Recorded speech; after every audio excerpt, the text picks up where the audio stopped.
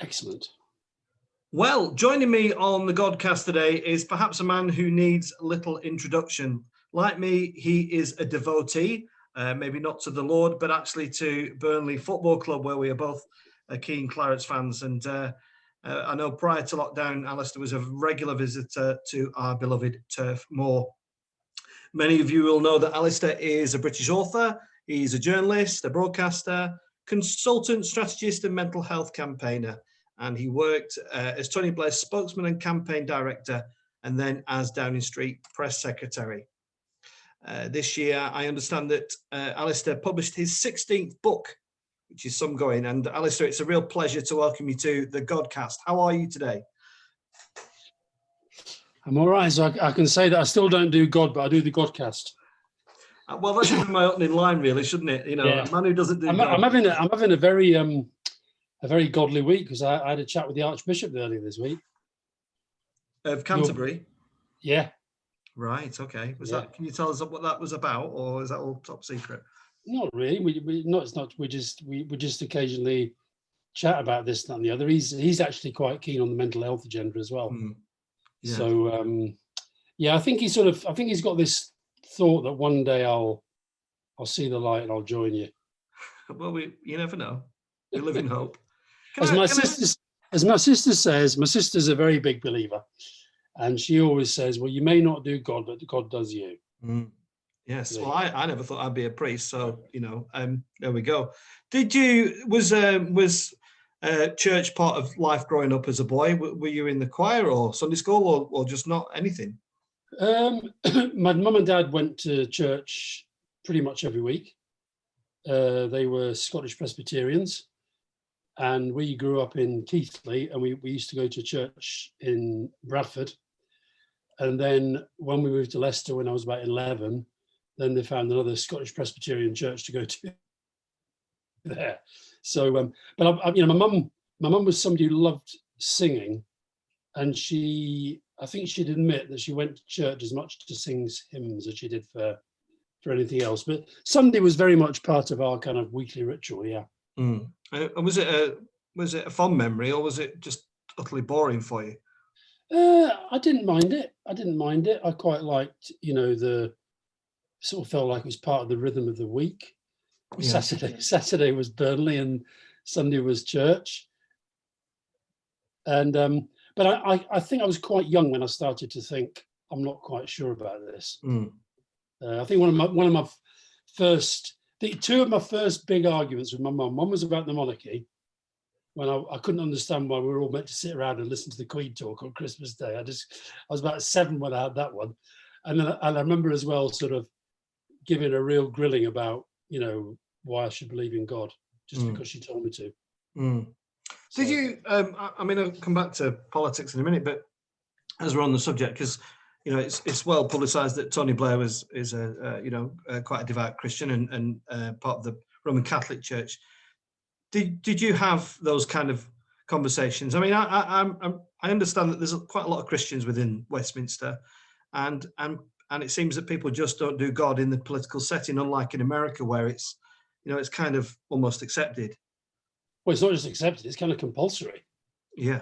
If you don't do God Bless America and you don't sort of get seen at church pretty regularly, then you're going to get marked down. I mean, we had did we discuss it? Yes, we did, because I've always been interested in faith. I'm interested in people of faith, and I once described myself, and I think it's a good description. I'm a pro-faith atheist. I'm not in the Dawkins camp of people thinking that religion is the cause of all evil.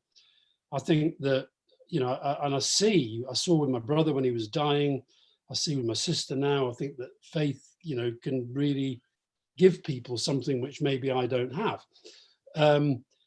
But, and Tony, because the thing about Tony Blair is he doesn't, I mean, people may agree or disagree with this, but he's not preachy in the sense of his faith. But I'll give you an example. When we were overseas, we had to find the church on Sunday. We had to find the place that he could go to, and and sometimes it'd be really difficult. I can remember once being in Singapore, and he was in the church, and I was sort of hanging around outside, and something was going on. I can't remember what it was. But of course, because they sussed out he was going to that church, they sat him in the front row and there was a big fuss and everything else. And I had to go and interrupt him because something was happening. And he was not pleased. He was not pleased. I mean, he understood why, but he wasn't happy. No. And then I'd say that the reason, the thing about we don't do God was never for me an anti-God thing or an anti-religion thing. It was because I always felt in our politics, politicians who spoke a lot about their faith were always liable to misinterpretation. And the one time that Tony did it, when he was in office, was when he wrote a piece for the Sunday Telegraph, and the headline was, it was a perfectly good piece, but the headline was "What Easter Means to Me." Okay.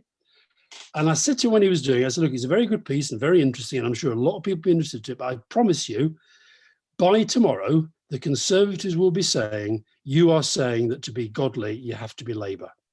And that is exactly what happened. And he did say after that, he says, well, maybe you just can't talk about this. Yeah.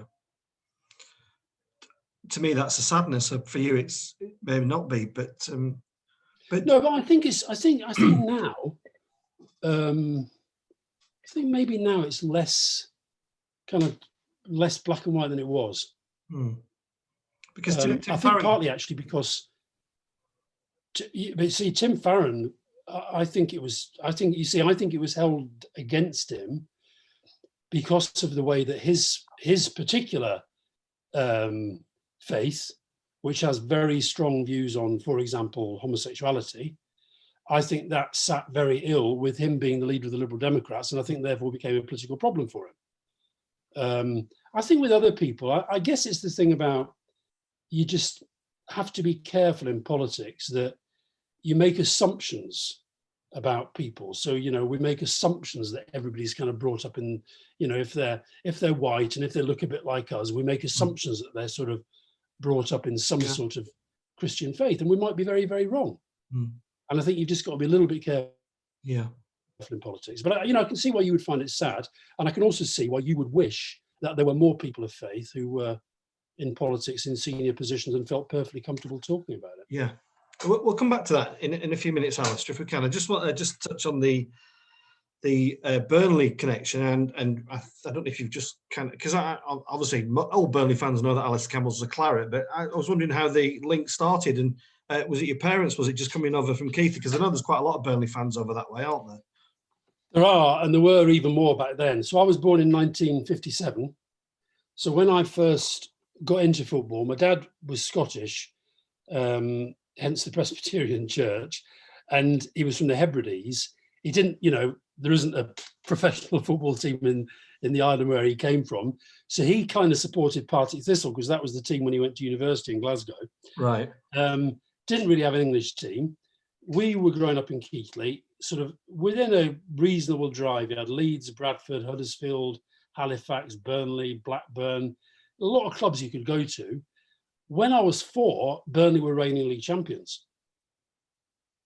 Yeah. So if you wanted to go and see, the really big clubs, then that was the place to go. Leeds were then, I think, in the 3rd Division North. Bradford and Bradford Park Avenue were struggling. Yeah. So it was just, and there was something about it. And I know there's a possibility that we all romanticize the stuff that sticks with us from our childhood. So this may be a mixture of memory and a mixture of recollection, in the true sense of the word. But I do remember having the most vivid senses and the vivid impressions at Burnley rather than anywhere else. And I think it was partly the colour. I think the colour of the team strip. I think it was partly the atmosphere was just, better, more exciting. And then what happened was when I was 11 and we moved south, what had become a kind of, a bit of a habit, and I would classify myself as a Burnley fan, it became a bit of an obsession. When I went to school in Leicester, I never, ever, ever, ever took my Burnley scarf off apart from PE, ever. Used to sit in the class every single lesson, no matter what the temperature, with my Burnley scarf on. And several times the teachers asked to take it off, and I said no. Yeah, I think it was my way of being standing, just saying I'm not quite of you. It's a very special club, and if you're a Burnley fan, you understand that. But You get to sit in the posh seats, Alastair. So what's the inside story on the takeover? Is it imminent? It seems like it might be.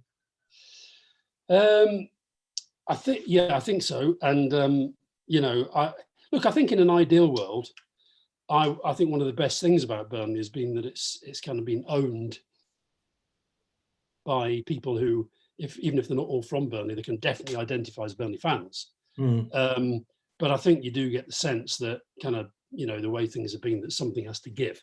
And so, yeah, I'm not saying I've got this in the posh seats, because I've not been in the posh seats for a while because of lockdown. I'm going on Sunday to the Arsenal game. How are you? Oh, wonderful. I'm doing the Clarets player. Wonderful. Yeah, I miss Turf Moor so much. It's my release from my work. You're a happy place. It definitely is. It really is. I've got to say, I reckon. Go on. Well, I was just going to say, what's your take on that? Which side of the fence do you sit in terms of, there's been a lot of I've sensed an air of frustration from Burnley fans because they didn't spend any money in the summer really, and well, if there's a sellout going on, it's unlikely that you would, but the team needs a bit of investment, doesn't it? Yeah, and I think the other thing I'd say is that for somebody, I've got to know Sean Dyche really well. I think he's a pretty amazing bloke. Funny enough, I'm actually, one of the projects I've got on the go at the moment, I've got my next volume of diaries coming out sometime next year, and I'm going through them now, and it's that period when Sean joins, and it's quite interesting because people forget this. At the start, there was quite a lot of grumbling. It was like, who's he and what's he ever done, and blah blah blah blah blah. But what was interesting, I can track, first impressions really, really positive, and then, getting into fairly much deeper conversations with him at times, just genuinely being really, really impressed by the guy. And so, and I think, the frustration has been obvious, because when you see, the thing at the start of the season, when you read those 2-page spreads in all the papers of who's in and who's out, we had quite a few in and out and not many in. And you see the other clubs in and around us, 5 million, 10 million, 20 million, 30 million, whatever it might be. But I think that, I do think that, that's what I mean about, I think that the change may hopefully lead to something that will, one, keep Sean engaged, interested, desperate to take us to the next level. But also, I think you talk to the players. I'd say I'm quite friendly with quite a lot of the players, and I always think it's strange about this. It's the one environment, football, I think, where they kind of welcome new blood coming in. It sort of gives them a bit of a. It does. Lift. It's very much part of a footballer's DNA. I think they need that kind of sense of churn and mix. So hopefully, these more recent days. I never thought I'd see my club in the Premier League. Which players stand out for you, Alastair? For me, I think of people like Stephen Defoe, just such a wonderful footballer. Danny Ings, who was obviously, and Trips and Trippier. And which players stick out for you when you just think, go on, which ones? Well, how old are you? 51. I know I don't look it. So what was the? See, I still, again, maybe it's part of this kind of recollection. I still think that the kind of the two peak periods for me have been this one, the last few years, and it was ridiculous. I went to all the Europa League, Aberdeen, Istanbul, and Athens. I went to them all. I've got to tell you a funny story about Athens, by the way. I was 4 seats away from a guy on the end of a row who literally slept through the whole game. So anyway, I don't know if he was one of your flock, but I'd say so. I go back to that period of one of the first players I can actually genuinely remember playing was Gordon Harris, Willie Morgan, Leighton James, Paul Fletcher, Martin Dobson. That team, I think, was fantastic team to watch.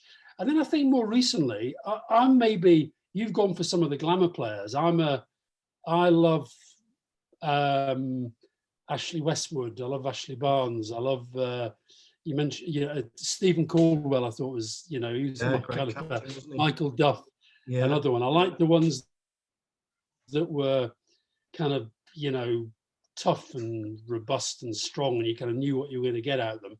And then you know, I think that period when we were kind of really, really struggling, I mean, even that period, there was some, you know, there's still some fantastic players from that period. They just weren't, you know, I mean, every time I see Harvey Barnes for Leicester, I think of his dad, you know, in that game when he scored 5 goals. I remember that. I remember so, you know, I think we've been very, very, I think we've been, you know, if I may use one of your words, I think we've been blessed with a hell of a lot of good footballers down the years and a great club. And also, you know, for me, do you know what's been interesting about lockdown? I've realised when the lockdown started, and I write a column for the New European, and they asked me to write a piece about 20 things that are missing in the lockdown. And number one, I started the piece and I said it was football, but actually it's not football, it's Burnley. And it's not even Burnley, it's being at Burnley. It's actually the experience of being at Burnley. And I went last season you remember when they finished the season and there were some of the games without fans. Yeah. And I went to the game at West Ham, which we won. And I was doing the commentary with Phil Bird. And I just didn't enjoy it. I didn't enjoy it because I realised, I mean, I've watched every single minute of every single Burnley game on the telly, right? But I've not watched anything else. No. In fact, the sport I've been watching more than any other is rugby league. Yeah, I'm the same, exactly the same. Yeah. For some reason, they've got the fanless thing. They're doing it better. I don't know what it is. Yeah. It's a wonderful place. It's you know, you just think about those names. I had Andy Payton on the Godcast. Who got a great story to tell, and Derek Scott, who I'm sure you will remember, who also is an ambassador at the club. Yeah. I've got an old blast from the past. Got Roger Eli coming up soon, so he's over from your neck of the woods. He's from Bradford, and there's a picture of him on one of our family boards downstairs. Because when Rory, my oldest, was mascot for the first time, that was Roger Eli era, and there's a picture of him. I've got Marlon Beresford downstairs. I've got Ian Measham. Rory, my son, he learnt to read through the Burnley programme, I'm telling you. Really? He used to get the programme and he used to sit there when he was about, he would go, Beresford, Measham, Jacob, Deary, Pender, Davis, Conroy, da-da-da-da. Then he'd go again, Beresford, Measham. He used to read the whole, you know, the list of everything. Right, so, that's a good story. I like that. I've got Burnley all over the house. I've got Paul Fletcher's goal against Leeds over there. I've got that famous picture of the fans in the cup final in 1914 standing on upturned railway sleepers. Yeah, I've got that one. I've got a Burnley shirt signed by Diego Maradona over there. Oh well, there you go. Oh, I've got a Burnley signed shirt. That's all I've got. I got it when I left Argos years ago. They got the club together and got it for me. But let me ask you about your love for Burnley. Does it extend to the town? How well do you know the town, Alastair? Well, I know it does extend to the town, but I don't, you know, it's not my town, as it were, in that I wasn't born there, I've never lived there. But I know a lot of people there, and I go around the place. When I'm up there, I do quite a lot of, you know, Paul mentioned Paul Fletcher and I. Last year, he and I were doing this thing of doing music in Cayley in the old folks' homes, going around playing music and stuff like that. So, and I do lots of events, mainly with and in and around the club. But no, I'd say I know the town well, and I saw your TV report, and it was, you know, it was both moving, it was sad, and it was very, very challenging. And I you know, I do sometimes think with Burnley. I mean, I'm a Labour through and through, even though I got kicked out of the party. I think the Labour government did an awful lot of good for some of the poorer parts of the country. But there are times when I go to parts of Burnley and I just think, you know, we can't have done enough, you know, because otherwise you wouldn't have we would have made more change. And I think that, you know, what breaks my heart really is that this government has come in. I mean, you know, they still talk as though they just got in yesterday. They've been in for a decade. A lot of that pursuing policies of austerity, which have done, you know, possibly irreparable harm. You throw in the pandemic and you throw on Brexit. And I know a lot of people in Burnley voted for Brexit, but I've got no doubt at all Brexit is going to hit communities like Burnley harder than most. What did you make of that video? Were you surprised by what you saw? I wasn't surprised. I was shocked. If that's, do you know what I mean? It's like I was shocked, but I wasn't surprised. If that makes sense. Yeah. in that I know I know that you're having to confront that kind of situation all the time. I mean, I know people think London's sort of paved with gold. There's an awful lot of poverty in London. Some of the worst poverty in the country is in different parts of London. At the weekend, we were out, Fiona and I went out, we went to Lidl and Waitrose and we're collecting food to take to one of the food banks. And, you hear some of the stories that hello? Hi, I'm still here. Can you see me? I seem to have... Yeah, I can see you. Can you? Mm. What the hell's come on here? Oh, well, I'll just carry on. Some of these... Carry on, I'll let you know if I'll let you know if you disappear. Okay. It's just that it's nicer if I can see you. Can I just try and get rid of this without losing you? It's a reminder of something. Hold on. So we were down at this food bank, and you just... I don't know, it's just heartbreaking to think that we're in a country where so many people have to use food banks, and it's become normalized so quickly. Yeah. So I thought it was very, very moving. I thought your reaction was incredibly human and strong, but I do worry that we've normalized a lot of this stuff. I just wanted to give it some, Pastor Mick and I are really keen to take as much as we can, take the politics out of this. And I've written this down now, so it's quite a long question. So you're an experienced, you've been involved with politics for a long time. And as you just said, the Conservative MPs come into place in the last 12 months or so. But Burnley for years, hasn't it? For 20, 30 years has been a Labour heartland. It's been a very hard-working, industrial, get-stuck-in kind of working environment. And I think that's mirrored across Lancashire and certainly across Yorkshire and up to the northeast. And when I speak to some politicians, whether it's a Conservative or a Labour MP, normally the first thing they say to me is, we have given millions. We've given millions. And I just don't think that is the answer. I remember when I was a kid, the dark places of Burnley, like Trafalgar Flats, which were like the no-go areas, and we were told not to go there on our bikes and things. Is it just the case that, if you take Conservative and Labour, just politicians have just taken, they've just left the poor behind? Is that the reality of it? The poor have just been left behind by all governments? You see, I think I can see why you say that, but I think that there's so much to unpick in this answer. I know people like, you get a straight question, just give a straight answer, but it is complicated, and I just want to kind of track back a bit, because I think what happens in the political debate, particularly with the media that we've got, is that people want to have simple answers and conventional wisdoms. You want to have a conventional wisdom. So the conventional wisdom is the so-called red wall, and I hate the phrase because I think it's so much more complicated than this. The red wall wanted Brexit done, right? But you've got to wind back from that. Why did people who want Brexit, why did they want Brexit? A lot of it, I don't think, was to do with Europe at all. I think it was to do with this feeling that you're articulating, that people felt they were left behind. What they were being left behind by was, I guess, a change in pace of change in the world, and particularly globalization, that where we were in power, in government, dealing with other governments, looking at economic data that actually was pretty good, able to do the spending of the millions in the health service and in the schools and the Sure Start and the rise in pensions and all the other stuff that we did, able to think that's enough. Or at least that's enough for people to think, well, give them another go, which they did with us. They gave us 3 full terms. And I think we underestimated the extent to which that pace of change was not just about economics. A lot of it was about economics. It was they're rich and I'm poor. What are you going to do about it? But it was also, this community is changing too fast and I don't know what to do about it.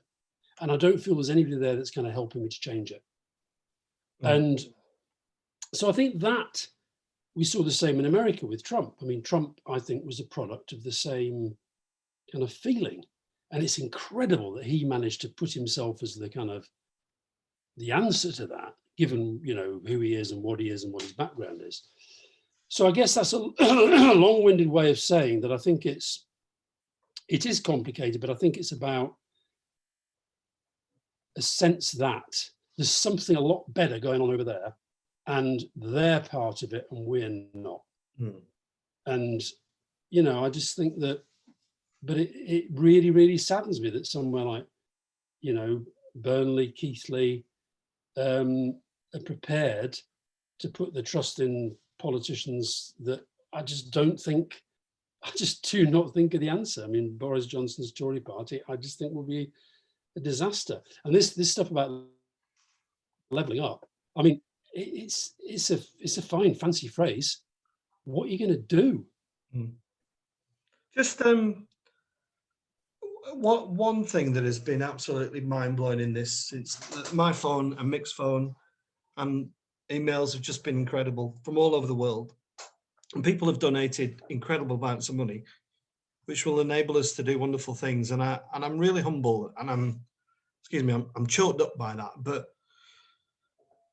you know, successive politicians talk about money, but the poverty in Burnley is not about just people not having a few quid in their pocket. It's about, you know, they're academically poor, they're spiritually poor, their health in many cases is poor. And excuse me, Alastair, but we've had Christmas assemblies at school, and there's a lovely little kid whose face sticks in my mind because he looks a lovely little kid in school, but I know his circumstances, and I know that he's in a very difficult family situation. And I know that his parents have got very difficult situations, matters of abuse and substance abuse and domestic abuse. I just think that somehow we've got to find a way, without just throwing pound notes at it, to find a way to care for these people better. You're a wonderful advocate for mental health, and these people have that as well. So they've got all those problems and all that mental health. You see, and Alastair, just finish quickly. The thing that upsets me most when I think of that little boy's image in my mind is that I can almost see his pathway in life. Yeah, for sure. And it's heartbreaking. It's absolutely heartbreaking. And I just want a politician to come and say, I understand. I recognise that. And what is happening now is not enough. And there's not been enough. You also want them. Right, but you also want them. You see, it's all very well to say, I mean, I agree with you that it's irritating when the default position of the government or any politician is to say, but we've spent 3 billion on that and 2 billion on that and 50 million of this and we're pumping this. I get that. But actually, you do want the politicians who are going to come along and care, but you also do want them to do something about it. And usually, not always, but usually, that will involve some kind of public sector investment. That might be public sector investment. See, what you do and what you're doing is part of that. You just said you're getting money donated to you because of that film, and that's allowing you to do wonderful things. So I think I do think we're going to have to develop that kind of, you know, social enterprise, if you like, that because I don't think government is going to be particularly now with COVID and the economic hit that we're going to take, government's not going to be putting in the investment into a lot of these places that's going to be needed. So you do have to build on the social enterprise. But your point about seeing people and seeing their path, I did a visit recently to work, spending some time with the mental health team in Pentonville Prison, which is just a couple of miles away from here. And it's grim, right? It's grim. And I talked to the people there, and you could go and talk to them, and you would see in them, now in their 20s, 30s, 40s, you would see that boy. And that, where I think, what I thought you were going to say is the poverty across all those, you know, those kind of indicators you're talking about. In a sense, it's poverty of aspiration. It's basically saying, this is all they're ever going to get. This is all they're ever going to be. That's what's got to be broken. And that cannot be broken until you do fix the education system, until you do have every child with a decent education. And you do, and on the mental health thing, by the way, you know, I will always defend the Labour government. I think we did a lot of good things. And I think one of the good things we did was the whole approach to classroom assistants. You have the teacher at the front of the classroom who's doing the teaching. You had a classroom assistant there. I think we're moving to a situation where we're going to need that approach to mental health in the classroom, where there's somebody there, that is their job. Now that costs money. You have to pay for something like that. And it might be that actually the community comes together and says, you know, we want to do that. But in the end, national and local government have to take the lead on this stuff. And it's not going to change without proper investment. You see, Alastair, this is where I have kind of a third way. This is why I'm torn between political parties at the moment. And this is coming back to the whole point of Christian ethics, Christianity in the mainstream. You know, and what I feel, I might be wrong, but what I feel that what Pastor Mick and I are doing, and particularly Pastor Mick with his work, is people who are in these circumstances have given up on government, they've given up on local council, they've given up on county councillors. But what's been there, somewhere dormant, has been this kind of spirituality. And for many of these people, and this is not me evangelizing, it's just being honest, I'm not Bible bashing here, but they are finding that there's actually a Christian group of people there that give a stuff. And they're going to, and all our goal is not to convert them beyond, you know, like you talked, you know, we don't, like you talked about Tony Blair, about not ramming it down your throat. It just show them the gospel of love and care and compassion. And I think there's real politics in that, in Christianity. Well, I can see that. But I'd simply say, and listen, there are churches all around the country who do amazing stuff within their communities. We've got one at the top of the road here, and they, you know, they do all sorts of stuff that they will, and they're doing it, by the way, as I'm sure you are, for Christians and non-Christians alike. They're just doing it almost like a public service, and that's great. But I would worry if flowing out of that, people felt that they did just have to give up on politics, because that route, I think, is really, really dangerous. Now, I agree it's up to the politicians to sort of, you know, build those bridges with people and repair the damage of trust that has been done and has been done over generations. But I think if it's all left to the church, I think that's a very, very difficult place we're in. Yeah. I do think, you know, and I'm talking about the Anglican Church here, and forgive people who might be watching or listening, but one of the things I like about the Anglican Church is this: in theory, we're supposed to be respectful. We call it mutual flourishing, that we can listen to different debates from the conservative right to the socialist left, and somewhere meet in the middle. And what frustrates me about politicians, and I would include you in this, Alastair, is that what the TV companies do quite often is they'll get you with your opinion, and they'll get somebody else with a completely different opinion, and let you go at it like cats and dogs, with very little room for actually any agreement. And you know, I'm sure you've got friends in the Conservative Party. I'm sure you've got friends in the Liberal Democrats. I'm sure you've got lots of Christian friends, you know, but it's almost as like media and society wants to just say, that's your view. You know, I haven't got a clue what I am politically, Alastair. I'm being honest with you. I've completely lost where I am, because I just don't, you know, I don't dislike Boris. You know, he's, you know, say what we like about him politically, he seems quite a nice guy. I think Keir Starmer seems a very intelligent. Do you not dislike the fact that he tells so many lies? Well, see, there you see, Alastair, what I feel you're guilty of there is immediately you've gone for him, and that's absolutely right as a politician. But I'm just talking about him as a human being. But I'm talking about him as a human being in a position of leadership, where he, I mean, I agree. Look, I don't like the guy. I've known him for a long time. I knew him when he was a journalist, and I was a journalist. I knew him when I was in government, and he was a journalist making up stories left, right, and centre. But there will be politicians you do like on the Conservative Party, won't there? There are. But listen, when you say to me, I quite like Boris. One, I think when somebody is the Prime Minister and they've confected this kind of image, shows that we're all meant to call him by his first name. I worry about things like that. I think about cult of personality and all that stuff. I think that when, you know, you're in a if I'll tell you, one of the things I talked to the Archbishop about was, I'll tell you something we talked about was the oh my God, we were talking about a passage in the Bible. Here we are, and it was the let him without sin cast the first stone. Yeah. Right. Now I think that, you know, we've seen it with Trump. We see it with Putin in Russia.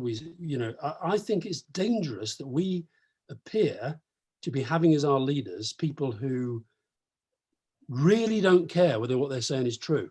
I posted a video today of stuff that he has said about this Brexit situation, right? The opposite of what he's now saying. And he knew what he was saying when he said it. So I just find that difficult to deal with. And I know people will say, well, all politicians lie, but actually I don't think they do. Alastair, I don't want to get into this, but people would say that was the case with the invasion of Iraq. I know they do. I know they say that, and I know that's not true. I know they say it, but I know what I did.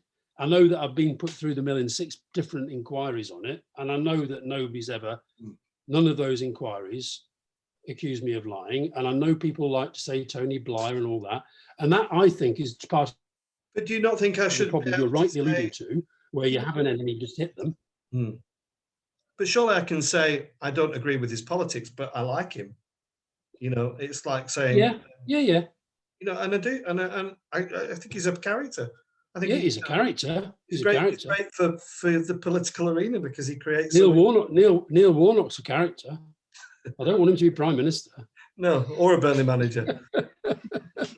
No, and by the way, where you're right. So, for example, you mentioned Liberal Democrat Charles Kennedy was a close friend of mine. I think in the Tory side, I've got, you know, I wouldn't say they're in my top 5 close friends, but I've got Tories that I would regard as people I like and that I could rely on, you know, if I was in difficulty. Yeah. But maybe you're right. Maybe I'm just too tribal. I am very tribal. Your Twitter feed is very tribal, and that, you know, as a priest, you know, I follow you because you're a Burnley fan, and you talk about mental health, and I don't think it's good to be angry at people all the time. I just find it, you know, I sometimes find myself worrying for you, Alastair.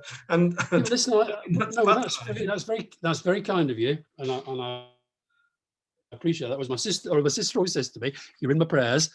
Thank you very much, but. You know, I'll be honest, I am angry though. I am really angry about what's happened to this country. And I don't believe that the country is alive and alert enough to what's going on. We have got a very right-wing government that is removing systematically checks and balances on its power. That is what, for them, a lot of this Brexit thing is about. It's about saying we don't want any regulation. How, you know, you're a man of the cloth and all that, and, you know, commitment to truth. How did you feel when you talk about him being a likable character, when Priti Patel, you have processes in government, the system that the existing government finds her out for bullying and intimidation, and Boris Johnson doesn't like it, says, well, we'll just get rid of the guy, or the guy goes. So the person who's found out as a bully stays, the person who does the investigation goes. Yeah. I bet there's a passage in the Bible about that. Well, Alastair, of course, I disagree with people, but I think there's a way to disagree, and I wouldn't, you know, I'm just a parish priest. I'm not a frontline media journalist. You know, I would try and argue from a place of calmness. I'm a real fan of Jacinda Ardern in New Zealand. I think she brings a real empathy and compassion to politics that's really missing. And I do think that if we just learn to debate and argue a bit more maturely, maybe the word, and not make it so vitriolic, then I think we might be in a better place. Alice, I'm mindful of your time. I just want to ask you a question, and God forbid I would ask you to defend a Conservative Member of Parliament, but I'm struck that the Burnley MP hasn't responded to this story at all. And it's not that I want to be known to him, but why do you think that might be? I've written to him. I'll say this without being vitriolic. Yeah, Well, listen, has just he not replied? no. Oh, that's unforgivable. That is unforgivable. You're a constituent. I mean, that's unforgivable. And also, I'm not asking for a solution. I just thought it would be, as it has been such a big news item, it may have been worthy of just a message via Twitter or something, just to say. No, I think, listen, on something like that, if you're an MP, who I've only met the guy once, he came to a game. I didn't get the feeling he was a massive football fan, but he came to a game and I had a chat, and he seemed to, he wasn't unpleasant. But I think maybe a little bit surprised that he won, possibly. But something like that, where Burnley, because the thing about Burnley, we've gone about the football club being special, but the other thing that's special about Burnley, it is Burnley. So the parliamentary constituency is Burnley. So the MP for Burnley is a very, very important ambassador and representative of and for Burnley. So the fact, as you say, that story got an awful lot of, coverage in the media in Britain and around the world, then he has an absolute interest in getting into that. I don't mean for his own publicity, I mean for being in the issues.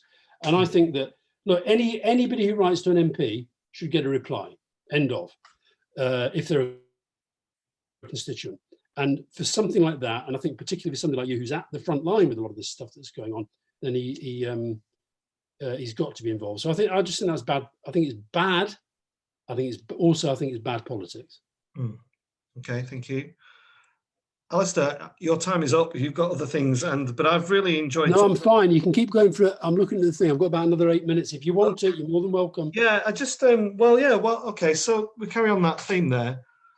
I never thought I'd see the day when Burnley would go Conservative, and no. If you take Brexit, the debate out of it, Burnley was clearly a Brexit voting town. Do you think that Julie Cooper just lost because she didn't represent the people? And do you think that Anthony Higginbotham is in danger of doing the same with something like this, or just kind of not listening to or maybe he is listening, I don't know, and just choosing not to respond? But responding is part of listening. How can you listen? For something like that, he should sit down with you, and he should get a real take on your views based upon what you see, which was at the heart of that film. I don't think the last election was that complicated in a way. You talked about what you find likable about Boris Johnson. Generally in politics, this may surprise you, but generally this is true. Optimism wins. And he was portraying, I think falsely, a lot of it, Oven Ready Deal and all that, but he was portraying a sense of optimism. I'm afraid even though, as I say, I was kicked out of the party, I still feel 100% Labour. And the minute Jeremy Corbyn was elected leader, I think the country decided he was never going to be Prime Minister. And I think a lot of people in Burnley, when I was up in Burnley, I get a bit of Brexit, but a lot of what I got in the run-up to the last election was about Jeremy Corbyn. So I don't think it's that complicated. And, I picked up a lot of good vibes about Julie Cooper, and I picked up bad vibes as well, and that's the same you get for every MP going. But I think actually it was, I think Burnley and that kind of, the reason I hate it being called the Red Wall is I think it tries to simplify a lot of complicated stuff that's going on.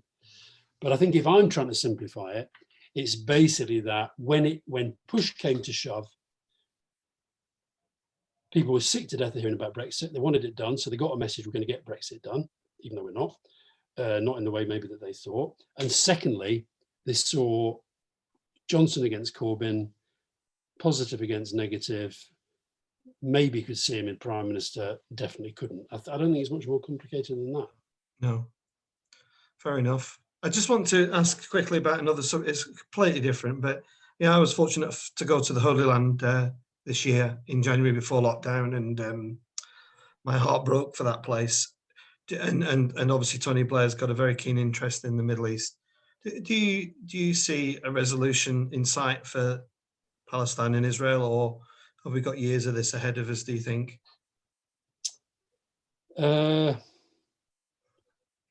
It's very difficult to divorce it from what's gone in the last 4 years with Trump.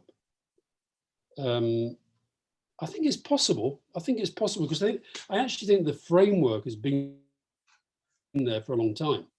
So people are sick to death of sort of saying, it's two-state solution, respect for both, blah, blah, blah. But that is true.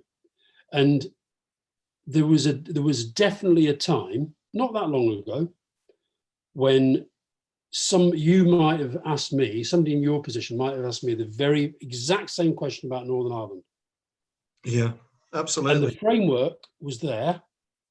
And eventually the collection of people and the circumstances developed so that it happened. So I wouldn't give up hope. I wouldn't give up hope. No. I had a good conversation with a friend of yours, Eamon Holmes. He was the first guy who came on the Godcast, and and I visited Belfast last year, and it was a city that, talk about a city that's on the up. It seems to be. Oh, listen, I've got to say to you, that's the other reason why I'm so angry about this Brexit stuff, because that is at risk. If they go down the route of this internal market bill and the changes to the border protocol within the withdrawal agreement, when you've got the head of the police in Northern Ireland saying he thinks that is going to be a genuine risk to security and stability, that really matters. It does matter. You're right, it does. So what I'm going to do for the rest of the day, the next thing I'm doing a talk on mental health with the shadow mental health minister. And what I'm going to do, I'm not going to tweet anything negative for an hour till the morning.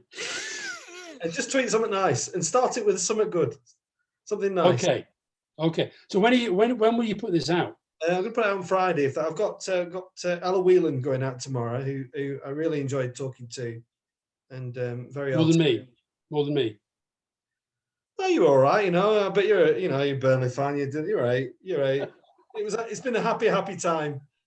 Good. Well, listen, let me know when it's out, and I'll tweet and all that stuff. Yeah, lovely, and thanks so much for your time. I do appreciate it, and thanks for your comments on the piece that we've done. And not at all. And listen, drop him another line and say that we had a chat, and say that it was my understanding that I said to you that for constituent rights to an MP, the MP is duty bound to reply, and I'd really like to meet you and talk about it. I won't be leaving it there. No, exactly. All right, mate. God bless. You take care. All the best. Bye.